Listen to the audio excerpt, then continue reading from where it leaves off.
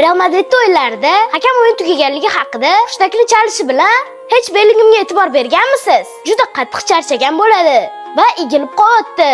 Buni asl sababi nimadaligini hozir ko'rib chiqamiz.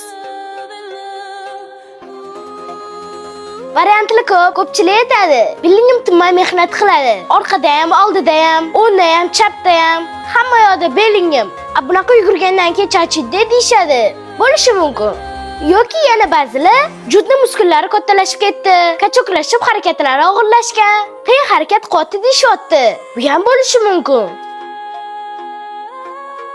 Lekin asl sababi esa Bellingham futbolkasini yechganda har doim yelkasi bog'liqligini ko'rishingiz mumkin. Jud 2 yildan beri yelkasidagi og'ir jarohati bilan shu darajada o'ynab kelmoqda. Qattiq charchashining asl sababi ham shu. 2023-yil yelkasidan og'ir jarohat olgan va o'shandan beri travmasi bilan o'ynamoqda. Sabab operatsiyadan keyin восстановлениеga 3-4 oy vaqt ketar ekan. Realdagi holatni ko'rasizlar. Yarim sostav больницada. Jud jamoasini og'ir vaziyatda qoldirmaslik uchun operatsiyasini cho'zib kelmoqda. Endi klublar o'rtasiga jahon chempionati o'tgandan keyin Jud yelkasini operatsiya qildirar ekan. Romano ham buni tasdiqladi. Tiklanishga 3 oy vaqt ketar ekan. Demak, kelasi mavsumni boshidagi 2 oyda Bellingham Realga yordam bera olmaydi. Nima ham deymiz? Judga operatsiyalarni yaxshi o'tkaza olishini va yana ham kuchliroq bo'lib qaytishini tilab qolamiz.